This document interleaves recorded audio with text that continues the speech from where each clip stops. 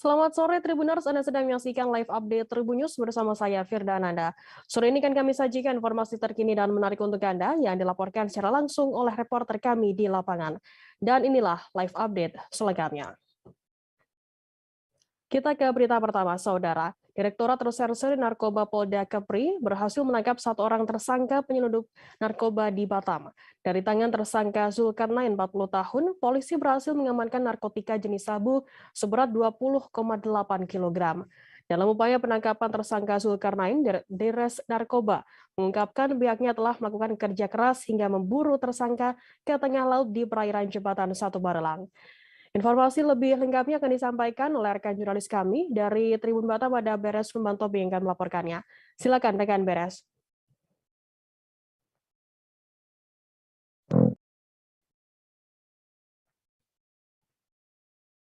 Halo rekan Beres. Ya, halo.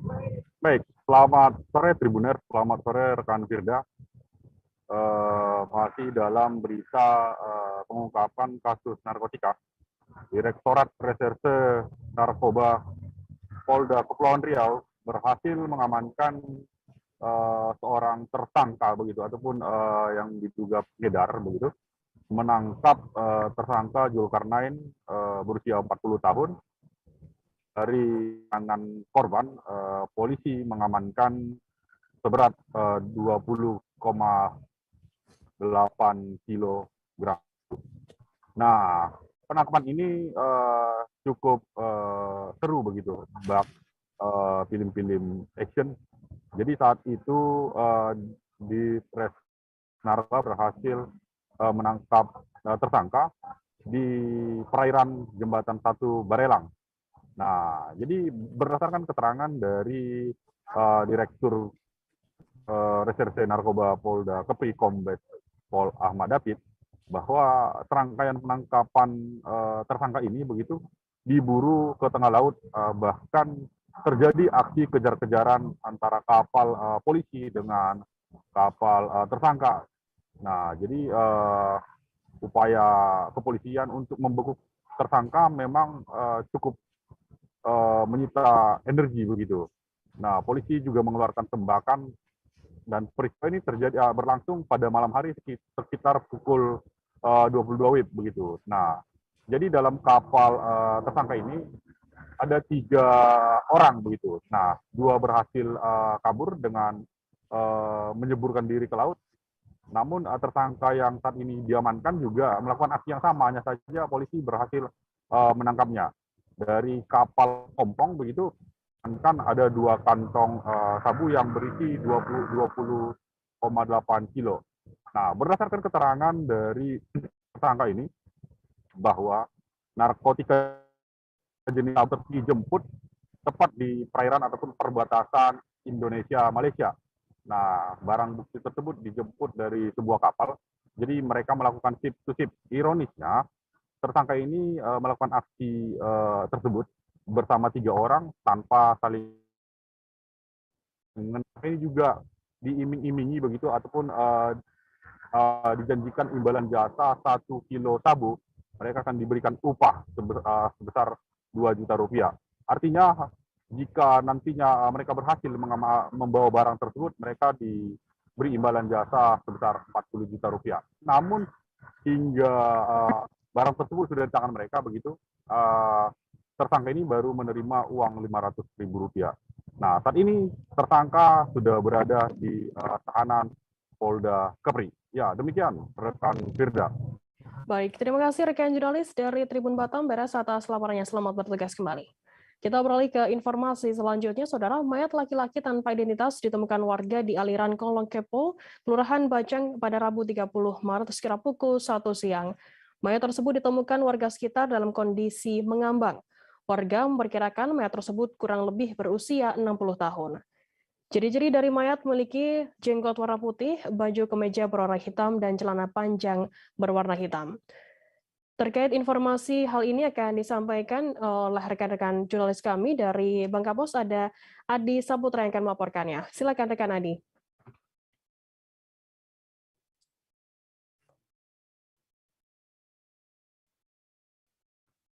Halo rekan Tadi Adi. saya melaporkan. Halo, rekan Dea. Ya, silakan laporan Anda, rekan Adi.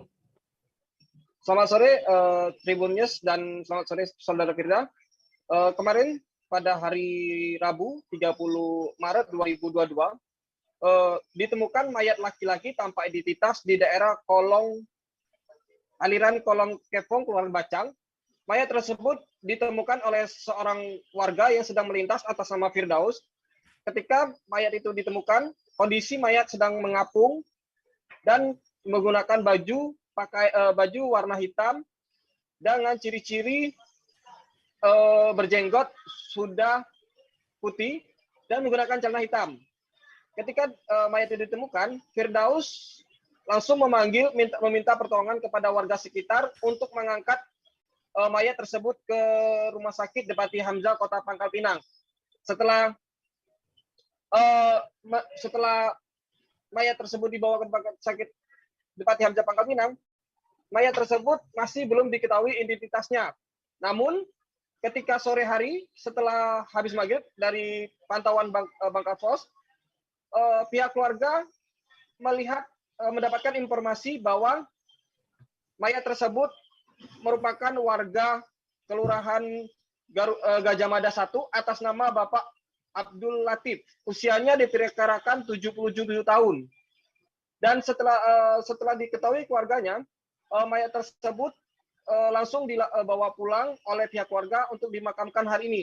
Akan tetapi dari pernyataan Kasat Reskrim Polresta Pangkal Pinang, AKP M. Adi Putra, proses pemeriksaan terhadap jenazah itu masih akan dilakukan. Akan tetapi pihak keluarga meminta untuk dihentikan pemeriksaannya lebih lanjut, karena mayat tersebut meninggal belum diketahui apa penyebab dan kenapa bisa jatuh dari aliran sungai itu, ya.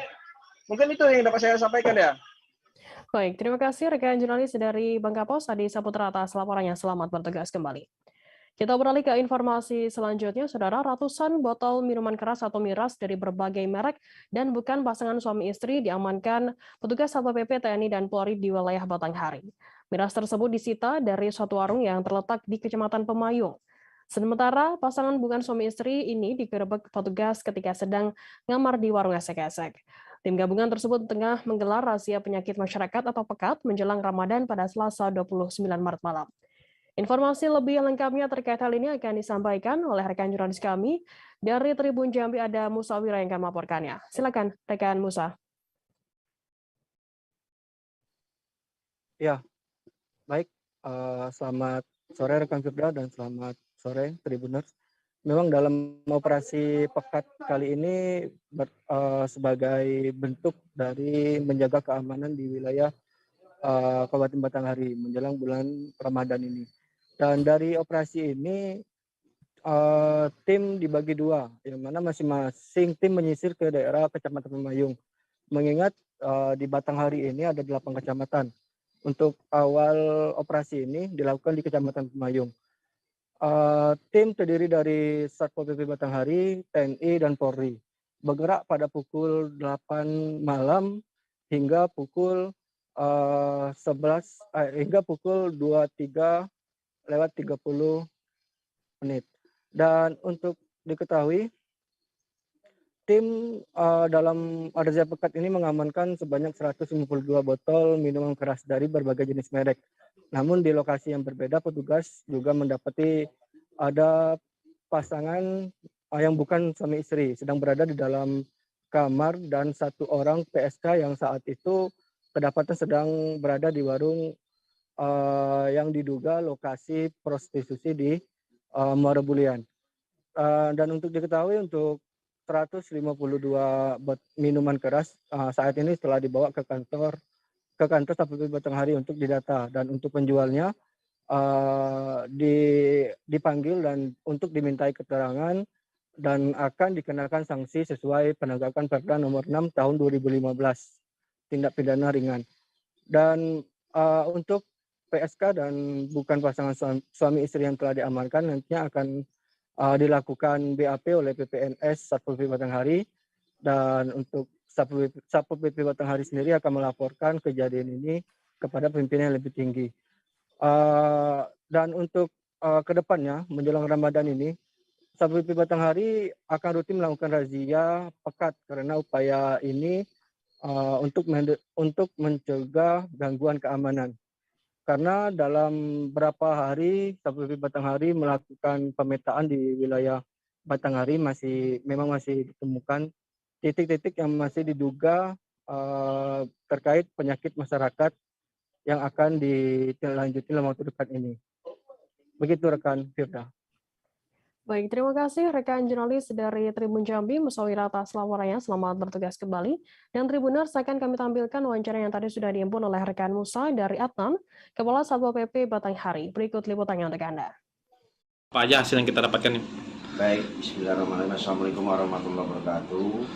Pada malam hari ini kami dari Satpol PP bergabungan razia pekat dari Satpol PP dan dari TNI Polri yang dimulai dari tadi jam 20.00 sampai dengan jam 23.30 tadi, bahwa di Kabupaten Batanghari dalam rangka menghadapi bulan suci Ramadan, kami telah melaksanakan operasi pekat dengan hasil sebanyak 152 botol kita amankan.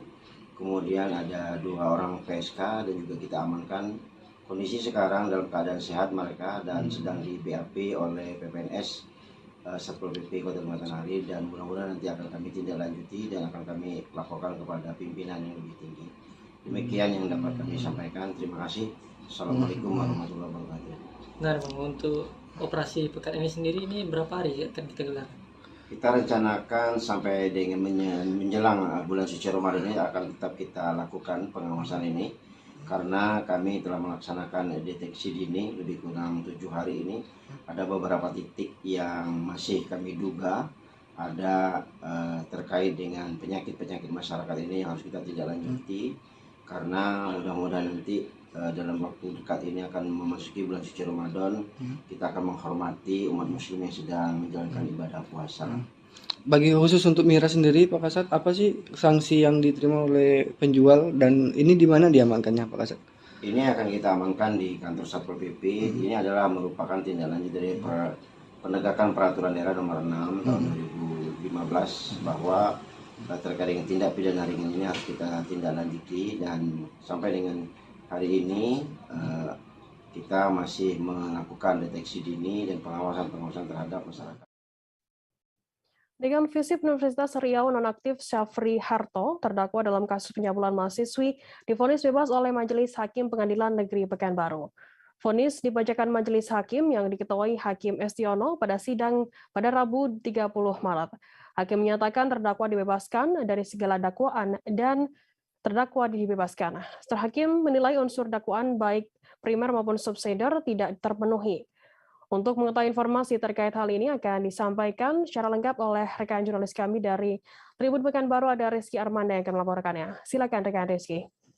Baik, terima kasih rekan Firda. Dapat saya laporkan bahwa sidang dengan agenda pembacaan vonis atau putusan terhadap terdakwa dalam kasus pencabulan mahasiswi yakni Dekan Fisip Universitas Riau berinisial SH digelar pada Rabu tanggal 30 Maret 2022 kemarin, dan sidang ini berbeda dari sidang-sidang sebelumnya dikarenakan sidang kali ini terbuka untuk umum. Namun begitu, sidang tetap membatasi pengunjung dikarenakan ruangan sidang yang tidak memungkinkan untuk menampung pengunjung dalam jumlah yang banyak. Dan dalam sidang ini ratusan orang mahasiswa UNRI ikut mengawal, tetapi mereka tidak diperbolehkan masuk seluruhnya ke dalam area Pengadilan Negeri Pekanbaru, dan mereka hanya bisa mengikuti jalannya persidangan dari luar Pengadilan Negeri Pekanbaru dengan mengutus seorang perwakilan mereka untuk masuk ke dalam ruang sidang. Dan dalam proses persidangan pada hari kemarin juga seratusan orang personil kepolisian terlihat berjaga-jaga melakukan pengamanan di Pengadilan Negeri Pekanbaru terkait dengan potensi unjuk rasa yang akan dilakukan oleh para mahasiswa. Dan sebagaimana diketahui bahwa Dekan Visip Universitas Riau berinisial SH ini divonis bebas oleh Majelis Hakim yang diketuai oleh Hakim Estiono. Dalam pertimbangannya, hakim menyatakan terdakwa tidak terbukti secara sah dan meyakinkan melakukan tindak pidana sebagaimana yang dimaksud dalam dakwaan dan juga tuntutan jaksa penuntut umum. Dalam vonisnya, hakim membeberkan sejumlah pertimbangan, salah satunya tidak adanya bukti kekerasan yang dialami oleh korban berinisial L yang merupakan mahasiswi jurusan Hubungan Internasional FISIP Unri. Dan dalam konteks ini juga tidak ada bentuk pengancaman yang dilakukan oleh terdakwa kepada korban. Selain itu, hakim juga menilai unsur kekerasan atau ancaman tidak dapat terpenuhi, sehingga dakwaan primer maupun subsidiar tidak dapat dibuktikan atau tidak dapat diterima. Dan terkait dengan vonis bebas ini, Syafriharto juga telah dikeluarkan dari tahanan. Berdasarkan pantauan kami, pada hari Rabu sore kemarin, Syafriharto keluar dari tahanan gedung Ditahti Polda Riau dan selanjutnya melakukan pengurusan administrasi untuk pembebasan di Rutan Kelas 1 Pekanbaru. Sementara itu, jaksa penuntut umum terkait vonis bebas ini juga berencana untuk mengajukan kasasi ke Mahkamah Agung. Dan vonis bebas ini tentunya juga memicu rasa kekecewaan dari para mahasiswa, termasuk juga kuasa hukum dari korban sendiri. Begitu, Firda. Baik, terima kasih rekan jurnalis Rizky Armanda dari Tribun Pekanbaru atas laporannya. Dan Tribuners, jurnalis kami tadi juga sudah menghimpun keterangan dari Ketua Majelis Hakim Estiono. Berikut liputannya untuk Anda. 1. Menyatakan terdakwa Dr. Syafriharto MSI bin Almarhum Salim tidak terbukti secara sah dan bersalah melakukan tindak pidana sebagaimana dakwaan primer, dakwaan subsidiar penuntut umum. 2. Membebaskan terdakwa oleh karena itu dari dakwaan primer, dakwaan subsidiar itu dari penuntut umum tersebut. 3. Memerintahkan penuntut umum mengeluarkan terdakwa dari tahanan. 4. Memberikan hak terdakwa dalam kemampuan kedudukan dan martabatnya. 5.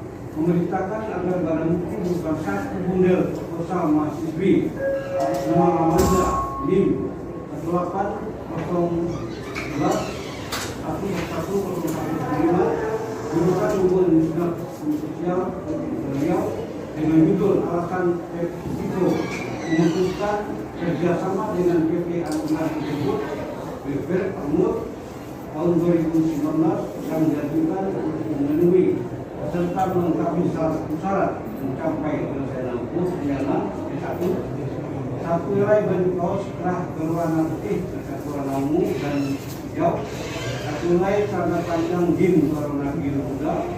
1 buah asli kartu tanda mahasiswa penuntut Riau nama Amanda NIM 180111105 ilmu sosial politik Riau. Kemudian terkenal 1 lembar kartu rencana studi atas nama Amanda NIM 180111105 terganjil 2010-2 program studi ilmu hubungan internasional dosen PPA Dr. Muhammad Sairi. Satu pucuk senjata api atau SNPSKS organik yang ditemukan di hutan Pulau Haruku ternyata hasil pembobolan gudang senjata milik Brimob Polda Maluku saat konflik sosial di Maluku. Senpi laras panjang itu ditemukan beserta 22 butir amunisi SKS kaliber 7,62 pada Kamis 30 Maret. Kabid Humas Polda Maluku Kombes Pol Muhammad Rum Ohairat mengatakan temuan itu akan dikembangkan kembali untuk melacak kepemilikannya selama ini. Informasi lebih lengkapnya akan disampaikan oleh rekan jurnalis kami dari Tribun Ambon, ada Alvin Risanto yang akan melaporkannya langsung dari sana. Silakan rekan Alvin. Ya, baik. Terima kasih rekan Firda. Jadi pasca bentrok antar warga di Pulau Haruku, aparat keamanan gencar melakukan patroli dan razia hingga hasilnya pada di bulan Maret ini berbagai senjata dan amunisi dan juga bahan peledak ditemukan di hutan Pulau Haruku pada saat patroli, dan senjata dan amunisi dan bahan peledak yang ditemukan itu diantaranya 1 pucuk senjata api SKS dan 2 organik rakitan. Maksud saya 1 pucuk senjata api SKS organik dan 2 pucuk senjata rakitan. Dan kemudian ada 34 butir amunisi terdiri dari 12 butir kaliber 5,56 dan 22 butir kaliber 7,62 dan 8 bom rakitan yang dikemas di dalam botol. Ya, untuk diketahui Tribuners, dari salah satu senjata organik yang diamankan di hutan Pulau Haruku, tepatnya di dalam goa ini, ternyata satu senjata itu merupakan senjata milik pihak kepolisian yang di mana pada konflik sosial yang terjadi di Maluku pada tahun 1999 silam yang lalu, gudang senjata milik Brimob Polda Maluku di Tamtui itu dibobol dan diambil senjata di sana, dan senjata itu setelah di cross check ternyata pihak kepolisian membenarkan bahwa satu senjata SKS organik itu ternyata milik dari pihak kepolisian Polda Maluku.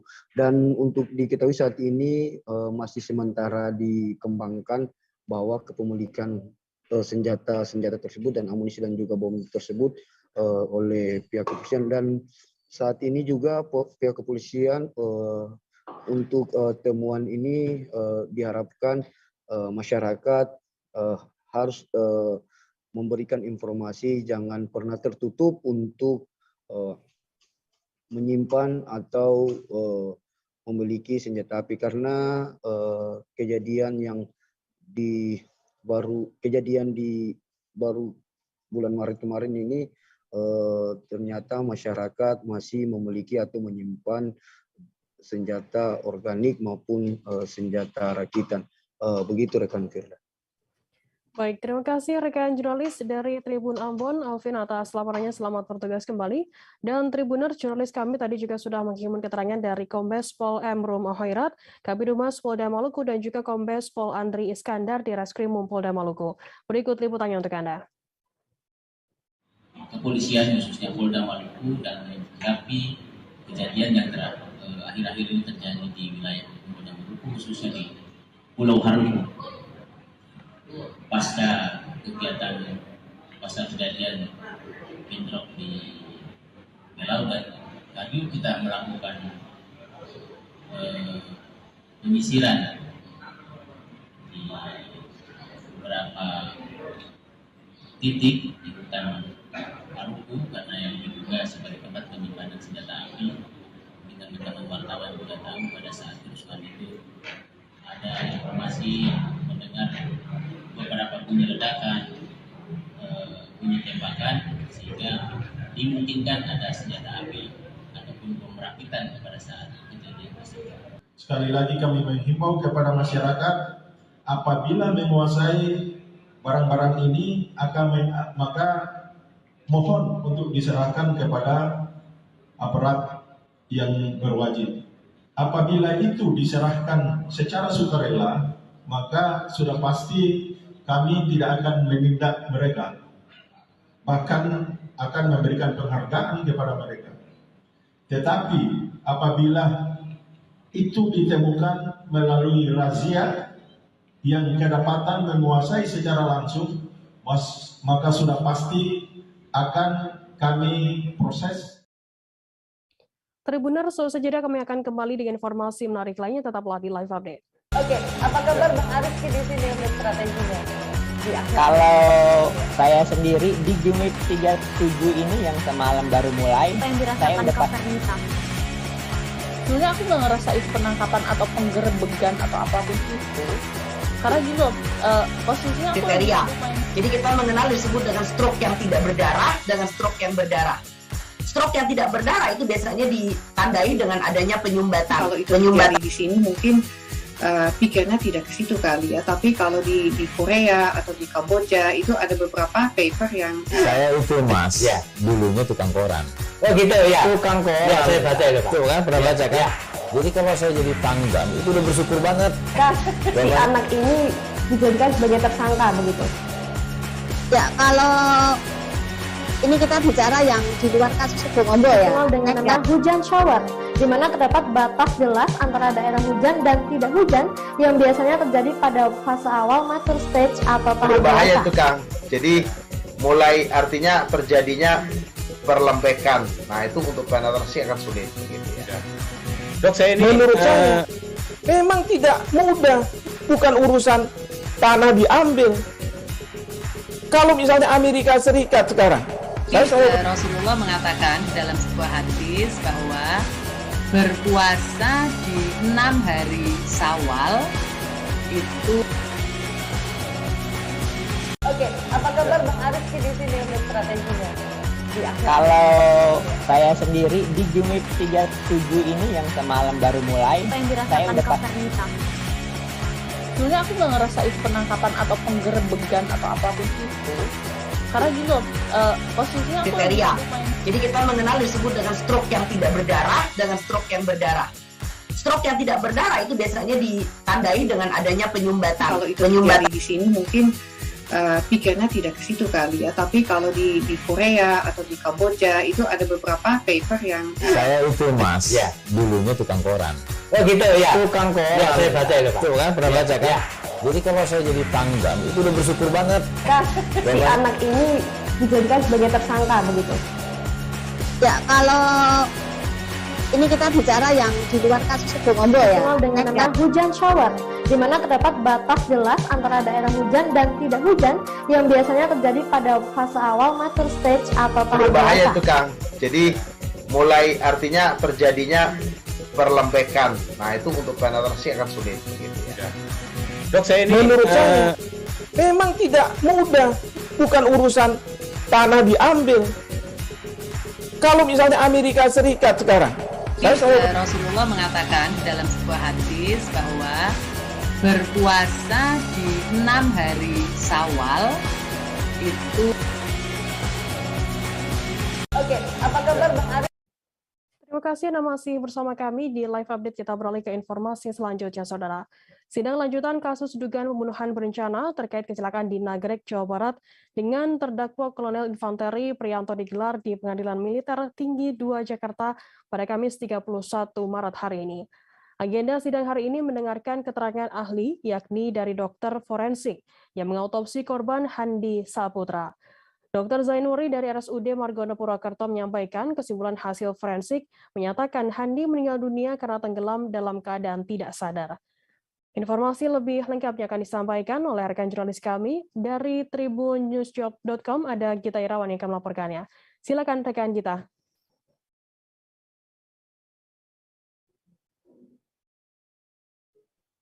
Ya, terima kasih rekan.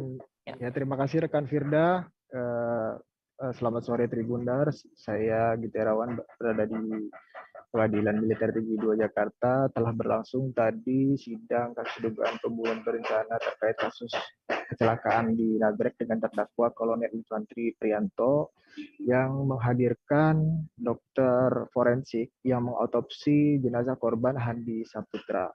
Ya, dalam kesimpulannya tadi Dr. Zainuri menyampaikan dalam persidangan bahwa Handi meninggal dunia karena tenggelam dalam kondisi tidak sadar. Hal tersebut diketahui berdasarkan hasil otopsi ditemukan serpihan pasir di dalam rongga pernapasan Handi serta cairan darah bercampur air di paru-parunya, sedangkan kondisi lambung dalam keadaan kosong. Dr. Zainuri menyampaikan berdasarkan hasil temuan tersebut, hasil analisanya menyatakan bahwa Handi meninggal dunia karena tenggelam dalam kondisi tidak sadar.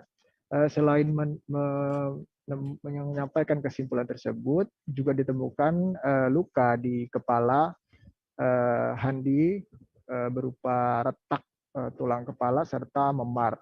Namun Dr. Zainuri mengatakan kemungkinan besar Handi bisa diselamatkan dengan luka seperti itu jika tidak dibuang ke Sungai Serayu oleh Kolonel Priyanto. Selain itu juga disampaikan bahwa saksi yang dihadirkan oleh auditor militer, masih ada 6 lagi yang rencananya akan bisa dihadirkan pada pekan depan. Namun apabila tidak bisa dihadirkan saksi tersebut, maka keterangan saksi akan dibacakan. Tadi berdasarkan informasi di lapangan juga ada kemungkinan bahwa pekan depan akan mulai masuk kepada agenda persidangan dengan pemeriksaan terdakwa. Demikian yang bisa saya laporkan. Baik, terima kasih rekan jurnalis dari tribunnews.com Gita Irawan atas laporannya. Selamat bertugas kembali. Tribuners, akan kami tampilkan wawancara dari Kolonel Sus Wirdel Boy, Auditor Militer Tinggi, kemudian ada Muhammad Zainuri Syamsu Hidayat, ahli forensik RSUD Margono Purwokerto. Berikut liputannya untuk Anda. Penyebab kematiannya? Ya? Pembusukan tadi berarti dokter. Penyebab kematiannya? Penyebab kematian dari tanggal 8 ke tanggal 13 itu. Apanya? Penyebab kematiannya dari 8. Ya itu tenggelam. Tenggelam, tapi tenggelamnya dalam keadaan tidak sadar. Terus lagi tidak sadar seperti ini memang kita orang awam memang kadang-kadang nggak tahu ya. Kita paham banget. Tapi ya mungkin saja dia pada satu napasnya, ya tinggal kita saksi aja nanti buktiannya. Apakah napasnya terengah-engah berarti kan kelihatan. Nah ini mendukung sekali karena tadi Ali sudah menyampaikan bahwa ada sediam pasir di tenggorokan sama di paru. Ini menyatakan bahwa pada waktu dibuang kondisi korban masih dalam keadaan pingsan. Itu mendukung dakwaan yang pembunuhan berencana atau yang pembunuhan aja, Pak? Berencana lah kan, yang primer. Yang primer. Kita kalau membuktikan yang primer dulu, baru nanti subsidiarnya. Pengobatan berlandaskan ikhlas dan amal milik Haji Ruslan tersohor di kalangan masyarakat kurang mampu. Haji Ruslan membuka praktek di Ruko Sederhana di Jalan Lingkar Selatan, Pagutan, Kecamatan Mataram, Kota Mataram. Tempat pensiunan TNI ini membuka praktik tidak diberi nama, namun hampir semua orang mengetahuinya. Yang pernah berdinas di RSAD Mataram ini memang mewakafkan dirinya untuk masyarakat kurang mampu. Bahkan pamor Haji Ruslan yang menggerakkan kaki Gubernur NTB Zulkifli Mansyah mengunjungi tempat praktiknya. Informasi lebih lengkapnya akan disampaikan oleh rekan jurnalis kami dari Tribun Lombok, ada Jimmy Sucipto yang akan melaporkannya. Silakan rekan Jimmy. Baik, selamat sore. Sebelumnya untuk Tribuners dimanapun Anda berada, selamat sore. Firda sebagai host, saya di sini Jimmy Sucipto, selaku wartawan dari Tribun Lombok mengabarkan bahwa ada dokter murah atau bisa kita katakan Haji Ruslan itu membuka praktek yang berlokasi di Lombok, khususnya di Jalan Lingkar Selatan. Dan Dr. Ruslan ini salah satu pensiunan TNI yang memiliki pangkat terakhir selaku Sersan Mayor. Beliau sudah menjadi TNI sejak tahun 90 dan beliau membuka praktek setelah beliau pensiun dari TNI-nya.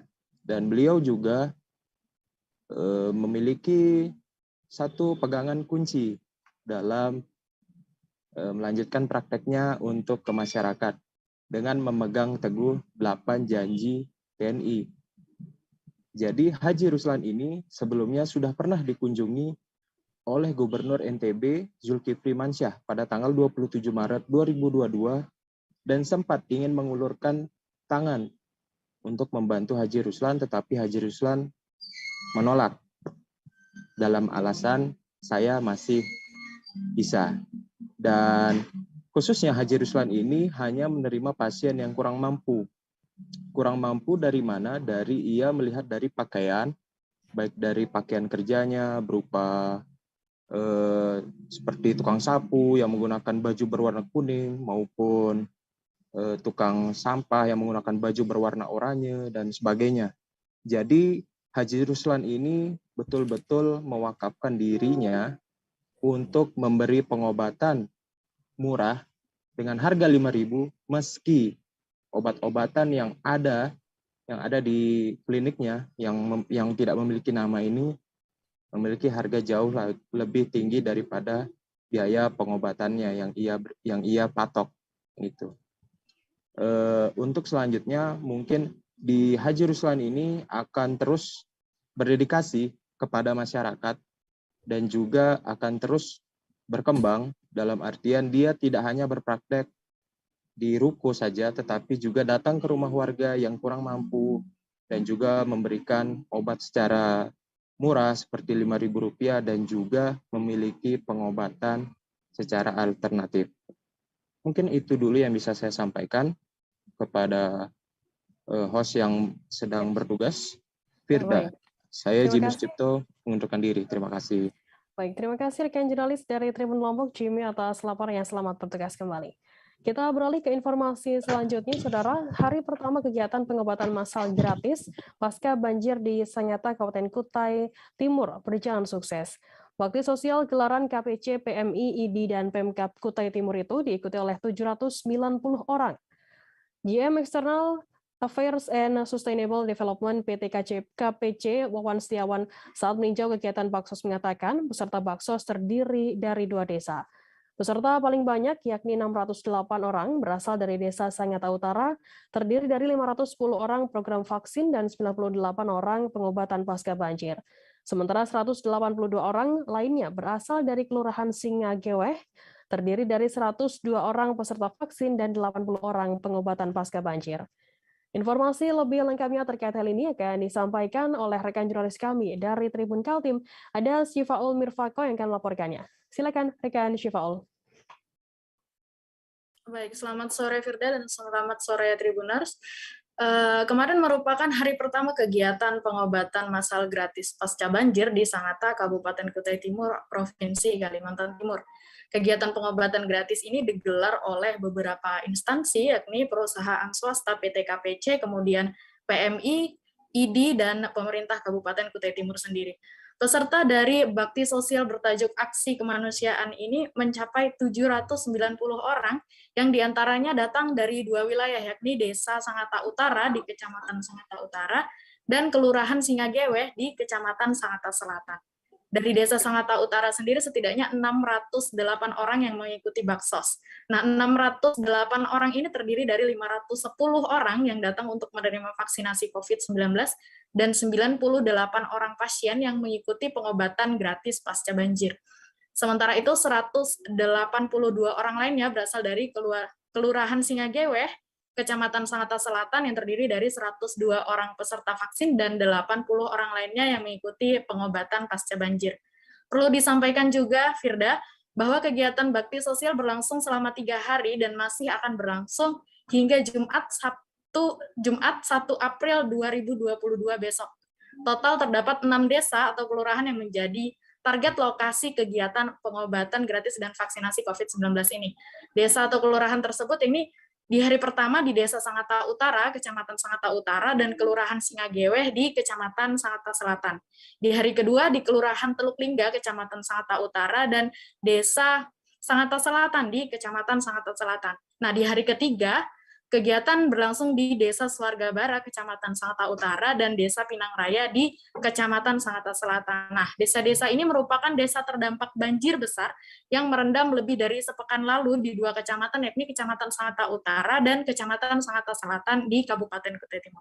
Nah, perlu disampaikan juga kegiatan vaksinasi ini adalah kegiatan lanjutan dari aksi kemanusiaan yang sebelumnya memang sudah digelar oleh tim kemanusiaan.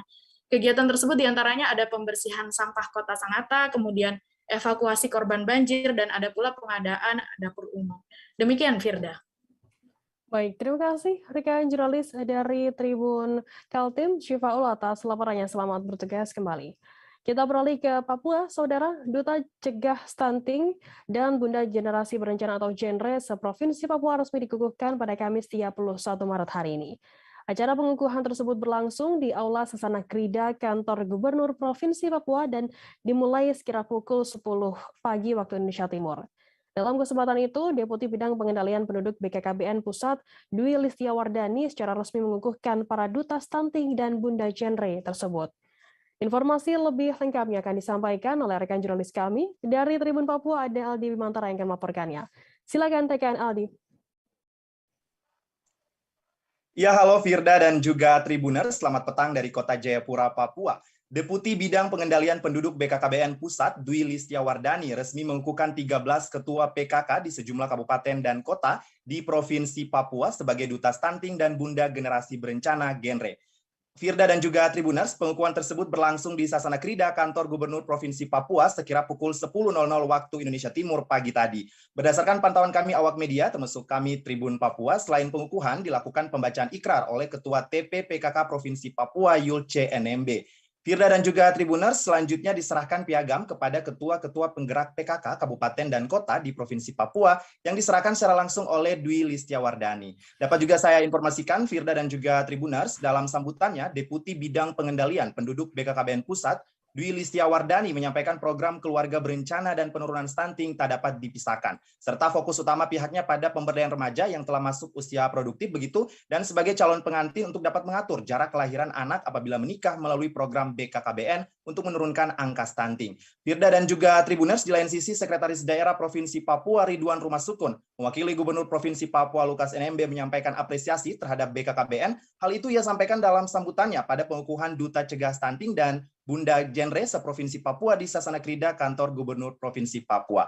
Firda dan juga Tribuners, Ridwan mengharapkan bahwa dengan adanya ketua PKK pada masing-masing kabupaten dan kota yang menjadi duta stunting ini dapat mengedukasi keluarga dalam 1000 hari pertama atau golden period, karena akan berpengaruh positif begitu. Dalam kesempatan itu, atas nama pemerintah Provinsi Papua, Ridwan juga mengucapkan selamat bertugas bagi para duta stunting di Provinsi Papua ataupun di daerah masing-masing begitu. Dari Jayapura, Papua, untuk sementara demikian, Firda, jurnalis Tribunpapua.com Aldi Bimantara melaporkan. Salam mata lokal menjangkau Indonesia, kembali ke Firda di studio.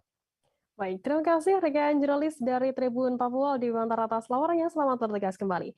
Tribuners, akan kami tampilkan wawancara yang tadi sudah diimpun oleh rekan Aldi dari Ami Yikwa Yahuli, Ketua PKK Kabupaten Yahukimo. Berikut liputannya untuk Anda. Dan Duta Genre, kira-kira apa yang akan dilakukan oleh Ibu di Kabupaten Yahukimo dalam rangka program percepatan penurunan angka stunting? Baik, terima kasih. Sebenarnya saya sendiri belum tahu angka persisnya. Itu saya belum tahu sebagai Ketua PKK Kabupaten Yahukimo, saya belum tahu persis angkanya nominalnya berapa, begitu saya belum tahu. Tetapi dengan begini, saya merasa bahwa diberi tanggung jawab yang besar. Tentunya bersama-sama Ketua PKK dengan BKKBN dengan beberapa organisasi wanita yang ada di daerah kami seperti DOW, HWK, dan itu kami akan kerja sama-sama untuk mencari angka dulu, melalui pos pelayanan terpadu, posyandu. Kita coba masuk bersama-sama, lihat bersama-sama apakah angka itu benar-benar real atau tidaknya dulu. Kita pastikan dulu. Kalau memang itu benar-benar real, maka kita akan kerja ekstra, kerja keras untuk bagaimana caranya pelayanan itu akan jalan dengan baik. Jadi seperti Bu Ketua PKK kami provinsi sudah. Jembatan gantung yang berada di Desa Rantau Benar, Kecamatan Renah Mendaluh, Kabupaten Tanjung Jabung Barat, putus dan mengakibatkan puluhan anak terjatuh dan terluka parah. Peristiwa ini terjadi sekira pukul 6 pagi, menjelang pukul 7 pagi yang mana anak-anak banyak melewati jembatan tersebut untuk berangkat ke sekolah. Informasi lebih lengkapnya terkait hal ini akan disampaikan oleh rekan jurnalis kami. Dari Tribun Jambi ada Danang Noprianto yang akan melaporkannya. Silakan, rekan Danang. Ya, rekan Firda, terkait dengan peristiwa yang terjadi di Kecamatan Renah Mendaluh di Desa Rantau Benar, di mana jembatan gantung yang merupakan akses utama warga di Desa Rantau Benar dan juga karyawan PT di seberang Desa Rantau Benar itu merupakan akses satu-satunya atau akses utama untuk anak-anak pergi berangkat sekolah. Dan biasanya anak-anak pergi berangkat sekolah itu sekira pukul 6.30 hingga pukul 7 dan dibawa oleh bus-bus dari wilayah PT. Dan pada saat terjadi peristiwa tersebut ada sekitar lebih kurang 60 hingga 80 anak bersamaan melewati jembatan tersebut yang menyebabkan memang jembatan tersebut putus. Dan jembatan tersebut putus dikarenakan besi penyangga yang digunakan sebagai pondasi itu putus. Sehingga beberapa anak, sekitar 60 anak itu terjatuh dari jembatan. Dan kemudian terkait dengan hal tersebut, sekitar data terbaru yang dapat kami sampaikan itu yang kami dapatkan dari pihak sekolah ada sekitar 45 orang yang mengalami luka, baik luka ringan ataupun luka berat, termasuk juga luka berat sekitar ada 66 orang, termasuk patah kaki, kemudian tangan retak, dan juga beberapa memar terbentur oleh batu yang ada di dasar sungai. Kemudian beberapa anak, satu anak dibawa ke rumah sakit di Kota Jambi dan juga satu anak dibawa ke rumah sakit wilayah Merlung untuk mendapatkan perawatan intensif karena kondisinya cukup memprihatinkan karena terbentur di bagian kepala dan juga dilakukan rongsen. Kemudian untuk yang patah kaki itu dilakukan urut di salah satu rumah warga di Desa Rantau Bener. Kemudian dari pemerintah Kabupaten Tanjung Jabung Barat, kemarin pada siang hari, Wakil Bupati Kabupaten Tanjung Jabung Barat bersama Dinas Pendidikan, kemudian Dinas PUPR dan juga Camat dan juga Kepala Desa meninjau langsung lokasi jembatan tersebut. Dan beliau menyampaikan bahwa jembatan tersebut harus segera dilakukan perbaikan, terutama yang bertanggung jawab adalah PT Bukit Kausar, yang mana anak-anak tersebut merupakan anak-anak dari karyawan dari PT Bukit Kausar. Kemudian pada hari ini sendiri anak-anak tersebut diberikan dispensasi karena memang jembatan darurat yang ada masih belum diperbaiki, sehingga akses menuju sekolah atau akses menuju Desa Rantau Bener dari PT Bukit Kausar itu harus memutar sekitar 1 jam, sehingga tidak memungkinkan anak-anak untuk bisa berangkat sekolah. Kemudian juga ada beberapa trauma yang dirasakan oleh anak-anak, sehingga masih merasa ketakutan, dan juga dari orang tua masih merasa takut untuk anak-anak melewati jembatan gantung. Karena ada satu lagi jembatan gantung di Desa Rantau Bener, namun memang kondisinya masih belum baik untuk dilalui anak-anak, sehingga memang menunggu perbaikan dari jembatan gantung ini agar bisa segera dilewati lagi oleh anak-anak. Begitu, Firda. Baik, terima kasih rekan jurnalis dari Tribun Jambi Danang atas laporannya. Selamat bertugas kembali. Kita beralih ke informasi selanjutnya, Saudara. Polsek Kota Agung, Polres Tanggamus bersama warga berhasil menangkap satu pelaku pencurian sambungan guardrail jalan lintas berat di ruas Pekan Maja, Kota Agung Barat. Menurut Kapolsek Kota Agung, AKP Sugeng Sumanto, pencurian dilakukan oleh 2 pelaku dan baru 1 pelaku yang saat ini sudah ditangkap. Informasi lebih lengkapnya akan disampaikan oleh rekan jurnalis kami dari Tribun Lampung, ada Tri Yulianto yang akan melaporkannya. Silakan rekan Tri.